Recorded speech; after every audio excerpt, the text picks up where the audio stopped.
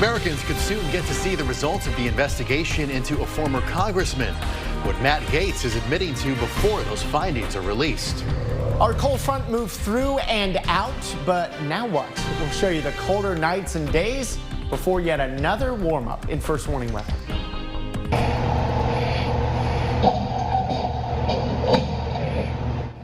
A driver T-boned a Cat Metro vehicle at a busy South Austin intersection today, leaving multiple people injured. Thank you so much for joining us. I'm Jennifer Sanders. And I'm Daniel Marin. We're now getting a clearer picture of how this unfolded thanks to that video you just saw sent to KXAN. This happened around 10:30 this morning at the intersection of William Cannon and South First Street. Our Nabil Ramadna has more. South First Street and William Cannon, a busy intersection drivers like Ava Clark know all too well. I've seen, several accidents here, over the years.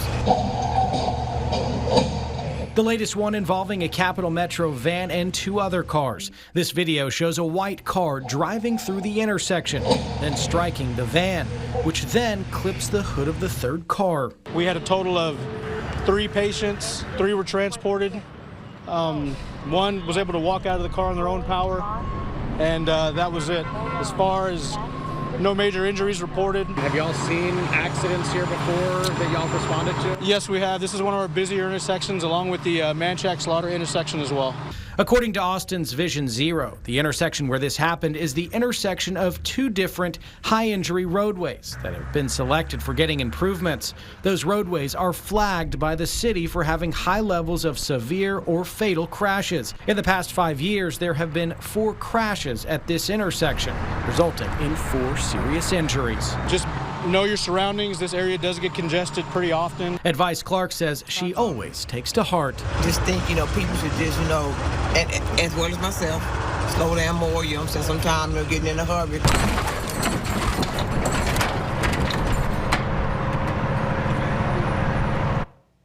That was Nabil Ramadna reporting. This crash is still under investigation.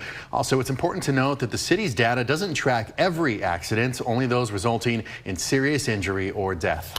And for some insight here, the vehicle that was hit is part of Cap Metro's Access Fleet. That's essentially a rideshare program aimed to help those with disabilities who can't otherwise use Cap Metro's other public transport options. Now, the service is meant to comply with the Americans with Disabilities Act.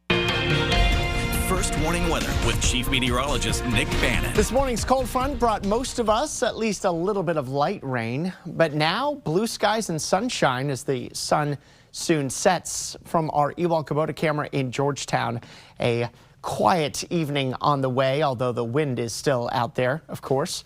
There's the clear skies on clouds and radar. Wind still gusting up to about 20 miles per hour, but it is coming down. We saw gusts over 35 miles per hour earlier, and that wind will continue to fall back as we head into the evening. Temperatures outside are mostly in the mid-60s from the metro eastward, low 60s in the hill country. These numbers, too, will fall into the 50s soon enough. 57 by 7, 52 at 9. And then 40s here by 11 o'clock tonight under a completely clear sky. So we'll keep tracking the wind gusts into the future that will be fading through the night, leading to some colder nights, cooler days. And if you're dreaming of a warm Christmas, you might just get your wish. All right, Nick, thank you very much. The Federal Reserve is cutting its key interest rate by almost 0.25%. That puts the rate closer to what it was last February. The move is meant to help keep the economy stable as Americans deal with inflation and a slowing hiring rate. The central bank also revised its outlook for rate cuts next year, indicating 2 more reductions. That is down, though, from the forecast of 4 in September. We could soon see the findings of a multi-year investigation into former Florida Congressman Matt Gaetz. Gaetz is accused of sexual misconduct and illicit drug use. The House Ethics Committee voted in secret to release the long-awaited ethics report, clearing the way for its potential release this week. And Gaetz posted a lengthy response on social media, writing in part, quote, "I was charged with nothing, fully exonerated, not even a campaign finance violation, and the people investigating me hated me. He adds, quote, "It's embarrassing, though not criminal, that I probably partied, womanized, drank, and smoked more than I should have earlier in life. I live a different life now." The panel's investigation, which was conducted on and off since 2021, became the centerpiece of Gates's bid to lead the Department of Justice under President Donald Trump. Gates withdrew his name from consideration amid the outcry. House Republicans are pushing for an FBI investigation into fellow Congress member Liz Cheney to look into witness tampering allegations. The Republican-controlled House Administration Oversight Subcommittee released a report today claiming Cheney tampered with a witness as part of her work on the committee investigating the January 6th attack on the U.S. Capitol. Now, at the heart of the allegations is the testimony of former White House aide Cassidy Hutchinson. The report accuses Cheney of helping Hutchinson attain a new counsel and speaking directly to Hutchinson without a lawyer's knowledge. Cheney, who has been at odds with her own party over her outspokenness against Donald Trump, says the report, quote, fabricates lies and defamatory allegations. As Central Texas grows and more homes are built, developers are having to get pretty creative to make sure their residents have enough water. And after major outcry, today a water line to Mirasol Springs has been approved. The new development will now get access to water from Lake Travis in spite of pushback from locals who say there's not enough water to go around. Our Eric Henriksen explains what made this project so contentious. Mirasol Springs aims to set the gold standard for development in the Texas Hill Country. The green development located on the Pedernales River in western Travis County has seen pushback from landowners and activists over its use of well and river water. In November, the West Travis County Public Utility Agency decided to move forward with the line following public comment. Many landowners said they were not given ample time to study the impact of the line. The new service line will connect to the current service line. It will measure 3 inches in diameter and be built along Hamilton Pool Road. The developer will have to pay for the line and its construction as part of the agreement with the utility. The developer will not be allowed to use well or river water for drinking or irrigation, and they'll have to surrender any permits they currently have. The utility agency will inspect the development regularly. If any groundwater is in use, the utility will give the developer 60 days to fix the issue before having their water cut off. Additional restrictions will also be placed on wastewater permits. One of the major concerns landowners have is future developments. They say the water line will provide access to any new builders coming to the area. The developers and the public utility agencies say that's not the case. In Bee Cave, Texas, Eric Henriksen, KXAN News.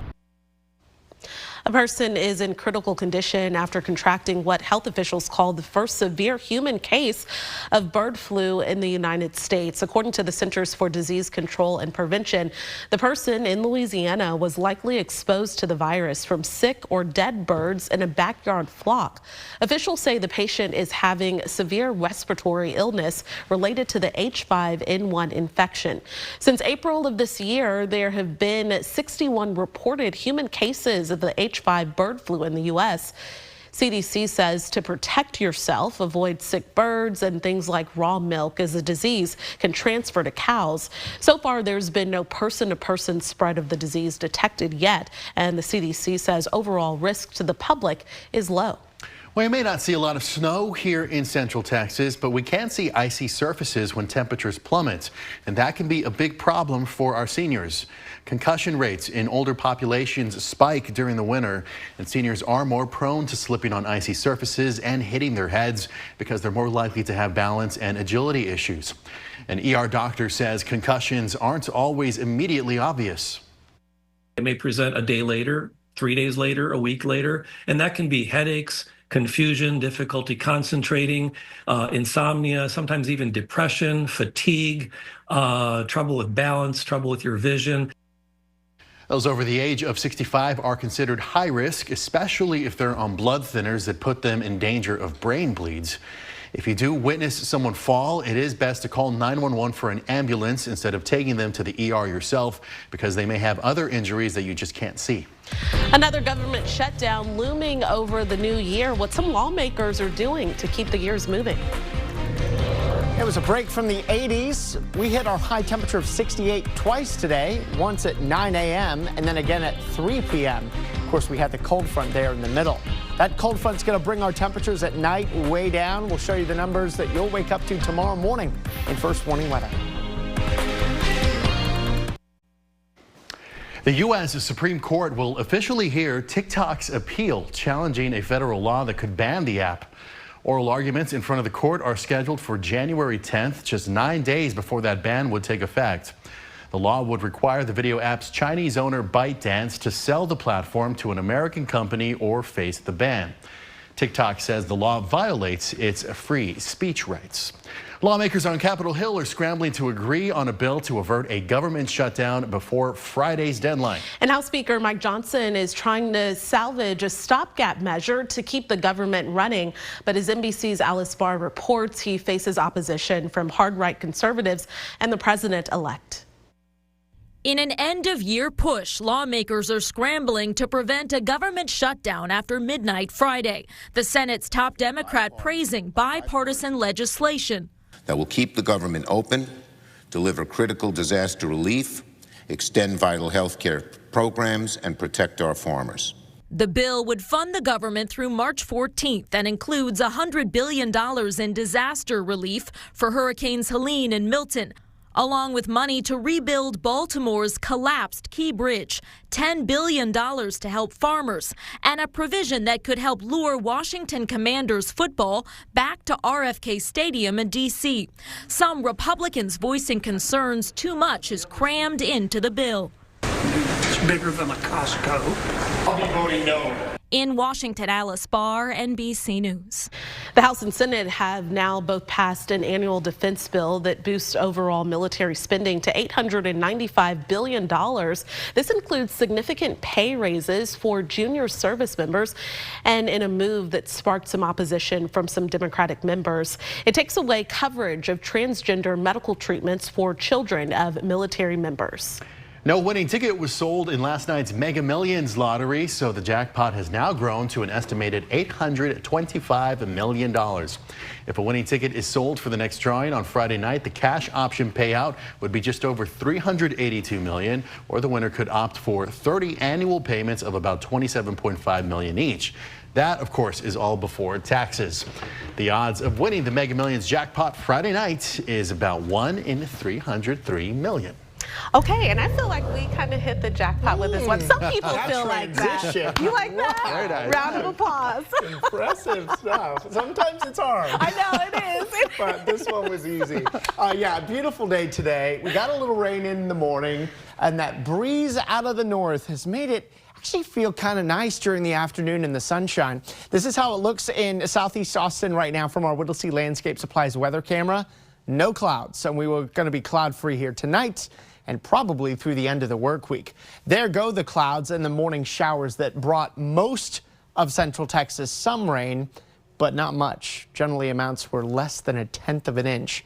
We've got those rainfall totals for you on KXAN.com if you're interested. But outside right now, just clear skies. And as we show you clouds and radar, we're going to go through this more quickly than we have on days where we've got more clouds and rain, because I expect it'll be clear skies through the night, through your Thursday. There's through 5 p.m. tomorrow. No changes. Then as we get into Thursday night and Friday morning, still no changes. Still cloud-free for the most part, with the exception of maybe some high-thin wispy clouds. That would be the only change.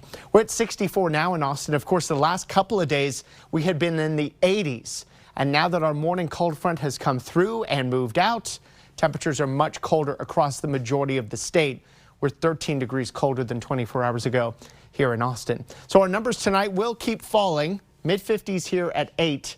Then it's 40s and dropping down to 40 here tomorrow morning. But I do expect there'll be some widespread 30s away from Austin. And then temperatures bounce back into the low to mid 60s here tomorrow. 63 at 2 p.m. would tie the average. But I expect our high between 3 and 4 p.m. actually gets a little above average.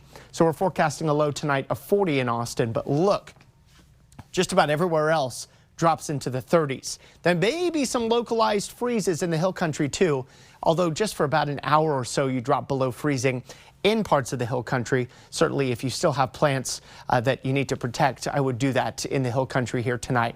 We do bounce back to 66 tomorrow afternoon. The wind will be much lighter late tonight and through the day tomorrow. What about Friday and into the weekend? Sunshine Friday, 66. Great weather at our local vineyards. Saturday, sunshine, 63. There's going to be more clouds on Sunday, but it will be a warmer day, 66 degrees. Technically speaking, there's a cold front coming our way out of the northeast Friday night. It's going to drop our temperatures just a little bit from Friday to Saturday as we go from 66 to 63. We'll also find a chilly morning Saturday morning too. And as far as humidity goes, that starts to work its way back late Sunday and into Monday. Until then, the air will be relatively comfortable. Here's a look at our first warning weather 7-day forecast. Of course, winter begins Saturday morning at 3:21 in the morning. And the first day of winter there Saturday up to 63, 66 Sunday. More clouds on Monday, but we're back in the 70s again. And we think we'll be staying in the 70s and warm for Christmas Eve and Christmas Day. And of course, Hanukkah begins on Wednesday as well. There's going to be a chance of rain Christmas Eve. That chance is at 20% for now. It does look like any showers on Tuesday should be out of here early Wednesday morning, but we've got a 10% rain chance for Wednesday morning. Otherwise, a warm day in the 70s. Bill O'Reilly on Cuomo. You're on your game tonight, Cuomo, even though you need a tie. America's favorite sparring duo with TV's liveliest, most honest debate. Just to be clear, I disagree with Bill. Tonight at 8/7 Central, only on News Nation. Tonight, public health officials report the country's first severe human case of bird flu. We'll tell you what else stands out in this case. Plus, we're inside the TSA FBI bomb lab as they work to keep air travelers safe. Ahead on Nightly News. Well, if you're headed out for a Christmas vacation this weekend, you might encounter delays for passenger processing. AUS says the busiest days of holiday travel season will probably be this Friday and Sunday and next Monday. The airport says they're expecting around 30,000 people a day, and while that may not be record-breaking, officials say it still can cause some pretty big lines. If you're bringing gifts, you may want to hold off on wrapping them until you touch down, or it could ruin the surprise. If those wrapped gifts cause any sort of need for additional security screening, TSA will have to unwrap it, which is terribly unfortunate. All that hard work wrapping that gift. However, if your gift does get unwrapped, there are stations and supplies on the non-secure side of the airport where you can get your gifts wrapped. A farm in Wimberley is changing its name after a Manhattan restaurant threatened to sue them. Dirt Candy Farm is now Wild Candy Farm. The farm received a cease and desist letter from the attorney representing the New York restaurant back in 2023, claiming it was infringing on the restaurant owner's trademark. After the Wimberley establishment spent a year petitioning the trademark case with no results, they decided to just change their name. The farm's owner told KXAN, quote, "Although we believe ourselves to be in the right, we would prefer not to continue to spend thousands of more money on legal fees fighting a fine dining restaurant in Manhattan." Well, here's a look at what's coming up tonight on KXAN at 7 o'clock. It's Jimmy Fallon's Holiday Seasoning Spectacular, followed by Saturday Night Live's Christmas Special at 8 o'clock. And then you can join us back here for KXAN News at 10. And of course, you can join us an hour earlier for KXAN News at 9 o'clock on the CW Austin.